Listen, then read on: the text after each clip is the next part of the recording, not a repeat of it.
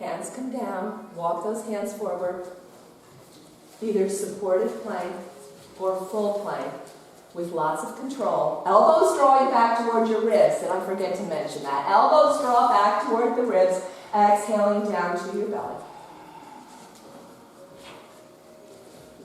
Now you can either, if it feels good to do a full lotus with your arms overhead, that's fine, or you can keep your hands down by your side. I don't know how it feels on people's shoulders at this point. So either locust with your arms, yeah, thank you, Barb, for modeling that. Great. Or keep them down by your ribs. Carol, if you want to do a locust with your hands, would you move your hands down mid-rib? Maybe more, a little bit more. Okay. Because what we're going to do is we're going to lift up into a locust. Legs lift up, front body lifts up. And you breathe. Refrain from taking your head back. Keep it in line with your spine. Nice. Here you can see lots of options there. Lots of options there. Wonderful. Thank you all for knowing your body. And arms can be overhead too as well. Thank you, Robin.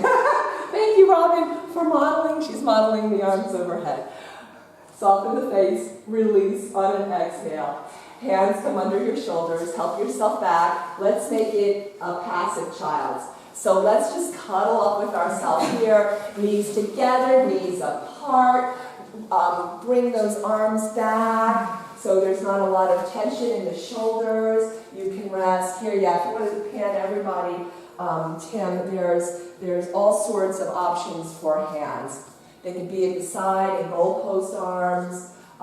They can be, your forehead can be resting on your stacked hands or your stacked fists. If you're using a blanket at home, you can put a blanket under your brow. And breathe into the whole body. Include the back body in that. Be mindful of those thoughts and not inviting them for tea. Not establishing a relationship with those thoughts that are mostly unreliable. 87 to 98% of our thoughts are repetitive and useless. That's a lot of thinking. That is a waste of energy. Our thoughts require glucose. They require our energy. So if that mind is going fast and steady, it's tiring.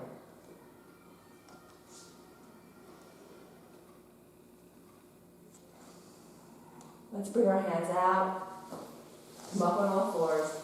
One more time. Walk back. But this time we're going to come up to standing.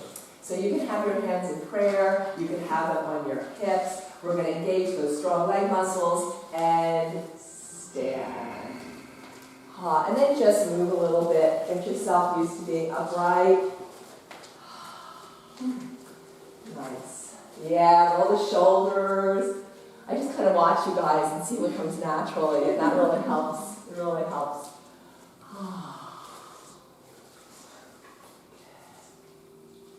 Should we get our balance over with? Yeah, that's great. It's an easy one because it's hard. At home, if you're alone, you have no excuse to not be balancing well because we all balance better when we don't have a room full of people moving.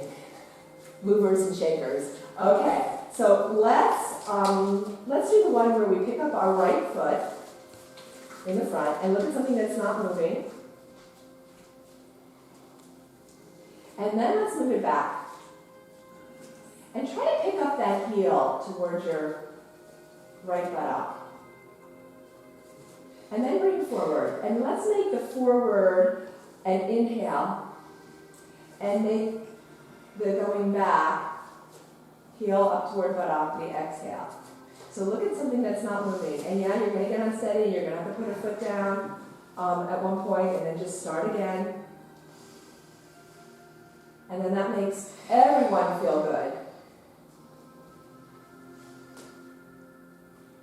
Because one day we balance in one way, and another day Not the same.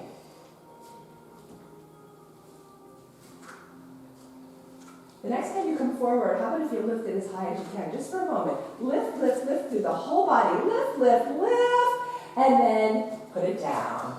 Good. And that's what we want when we're balancing. It's not a, let me stay really anchored and heavy. It's that balance between feeling heavy and anchored and light and lifted, buoyant. So it's getting that your mind around that two at once way of being. Left foot comes up.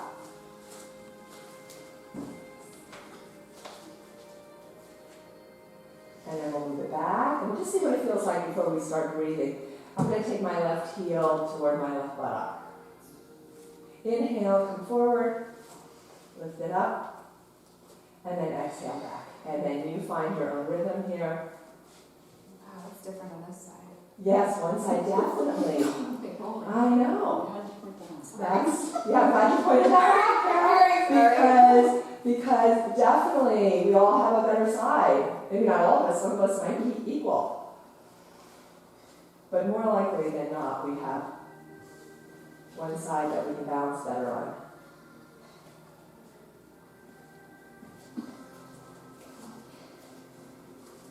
The next time you come forward, how about if we pull that knee up nice and high, really lift, lift, lift, and then put it down. Nice. Nice, yeah. Good, I know. Move it out. Yeah, shake it. Oh. What next, huh? Let's stand sideways on our mat. Amy, you want to face... Yeah, let's all face the right side of our mat.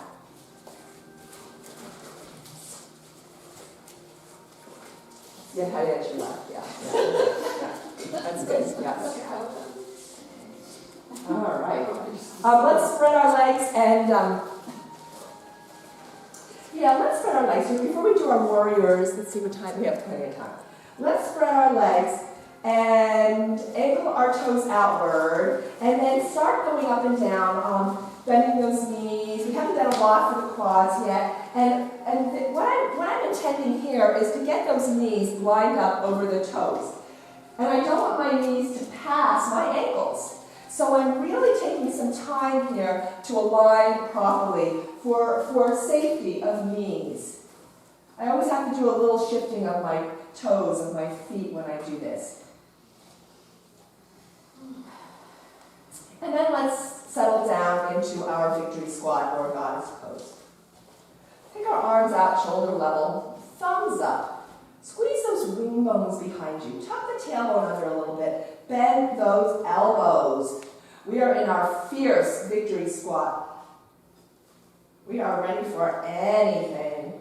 Yes, with our love and our peace and all that good stuff that we have already. We just have to uncover it and discover it. So take those elbows back.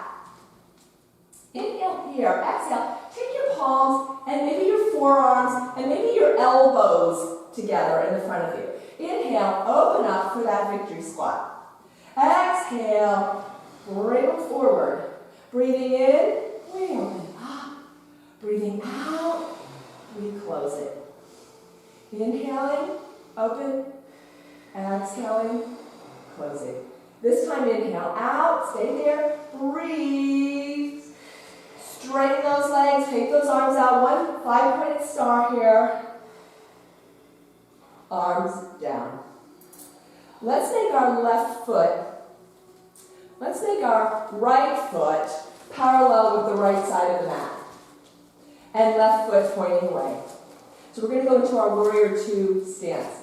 That left heel is lined up with your right arch or your right heel. Your hips are facing the long side of your mat. Make it nice and long. It's why we have bare feet. It's why we have sticky mats, so we don't accidentally do a split.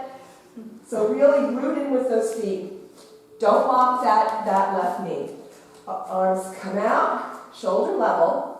Notice your shoulders and your wing bones when you turn your palms up. They settle down. That's good posture. Then you decide what you want to do with your hands. Traditionally, palms are down. You can also have thumbs up. You can keep palms up. So whatever hand position feels really good. Sometimes I feel like I just want to be receptive or open up to what there is to have and to be, and I have those palms up. Sometimes I just feel like, thumbs up. Everything is okay. Right hand on that right leg, then left arm goes over, and you choose whether you want a back bend or a side bend here. Maybe toggle between the two for a moment and you decide. Side bend or open your heart skyward. Coming up, arms shoulder level, warrior two. Left forearm rests on that left thigh. It kind of nudges it open toward the pinky side of your foot. Right arm, shoulder level or up toward the ceiling or over the head. Some folks might choose to bind, do a nice half bind by draping that right arm over the head or behind the back. So you decide what arm position feels really good for your side ankle stretch. Inhale, coming up to your warrior two. Exhale, back to your peaceful warrior. Inhale, coming up. Exhale, side ankle stretch. Breathing in, warrior two. Breathing out, peaceful warrior. Inhaling up. Exhaling, side ankle. Inhale up to your warrior two. Stay here. Release those arms, heel toe those feet closer together.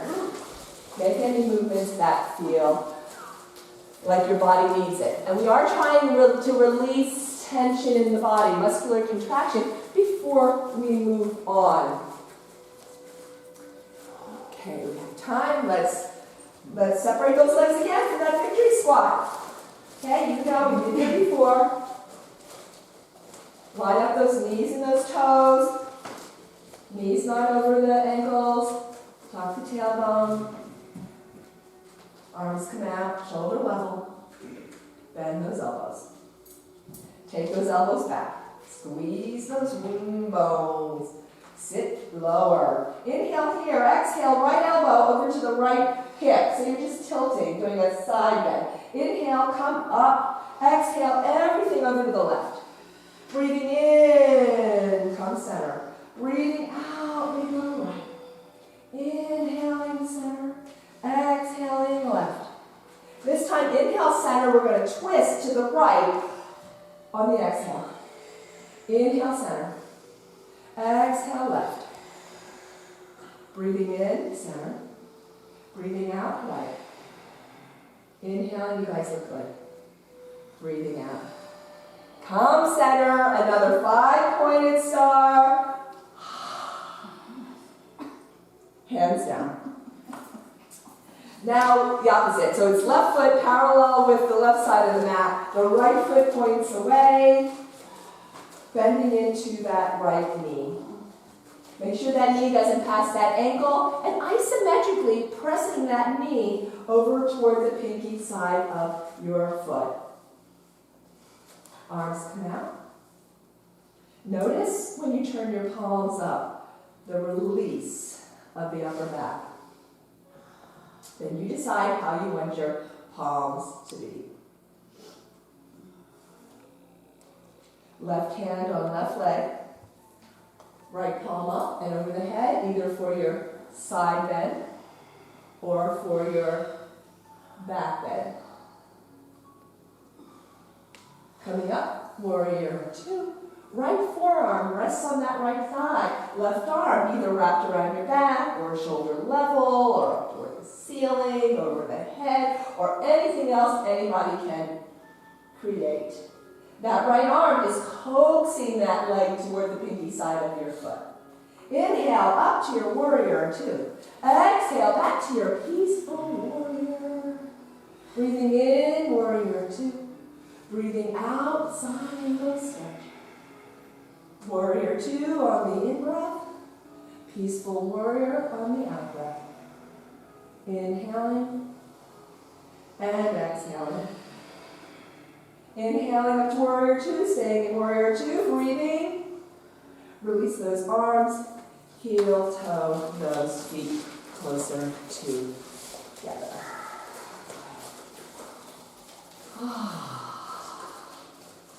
I think we'll do our inversion right now. So at home, you'll see folks in legs up the wall. Bob is going to be modeling his legs on a chair. You can also put them on a bed. Scott has his own blocks at home, so he's going to be using, are you doing a supported shoulder stand? Oh, you're not? Oh, okay, he's not. He's not. But maybe I will. Do you mind if I borrow one of your blocks? Okay. So anyway, your inversion. They're doing the inversion of their choice. Some people name in headstands, but they're just getting those feet up. I'll get it off for you.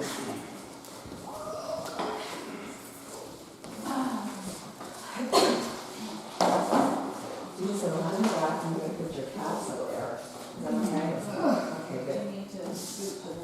Is this good alignment or nice? Actually, it's fingers. I would say fingers. I've never tried it. You never tried the supported. Oh, no, I thought you meant the, No. okay, like this, yeah, this one. Is that what you do? Yes. This is what you do? Okay, yeah. Oh, the supported shoulder headstand has to be at the wall with a lot more blocks. Yeah. Yeah. Those are nice blocks. And just be conscious of your thoughts.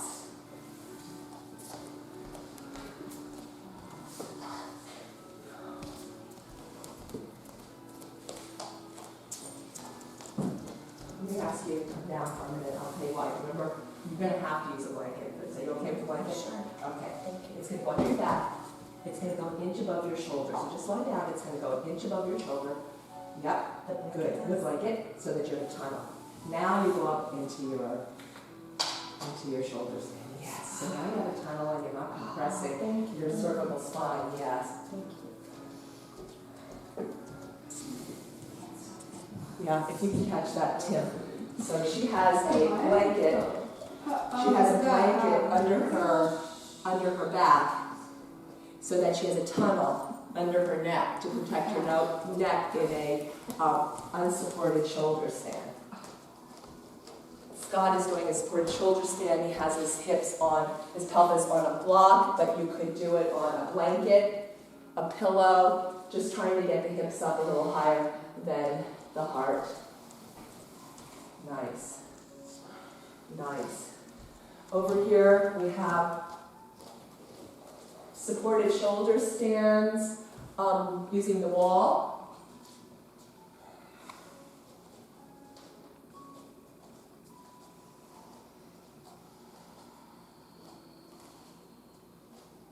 Where is your mind? Are you in control? Are you here now? Some of you might have heard me say in a class recently, now, here, if you take the space away, you are nowhere. So if your mind goes away from the now and the here, you are nowhere. Minds want to wander to the past, they want to wander to the future, and they have gone nowhere of significance.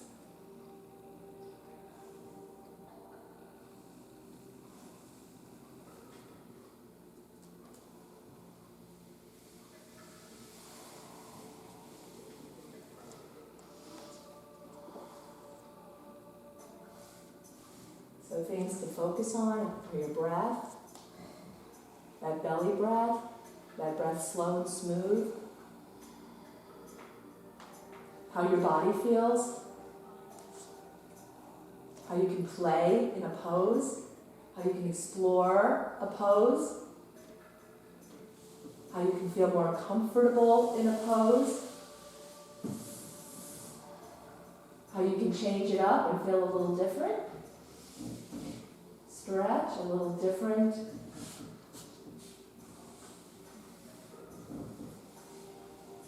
way of being in that moment, the only moment that exists, between no longer and not yet.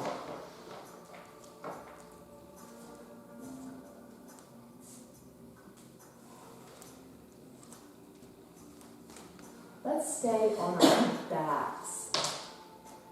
But if you're in legs up the wall, slide your feet down the wall, wiggle away. If you're in any other pose,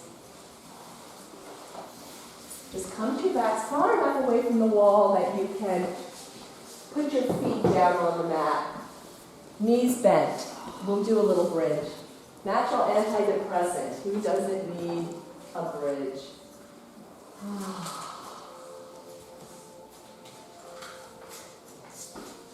Now when we do bridge, our intention is to really get that heart open. Sometimes it helps, we want the heart to come to draw to the chin, not the chin lifting to the heart. So sometimes it helps to grab the side of your mat and turn your palms up. That always helps me to externally rotate those shoulders and get my heart a little bit more open.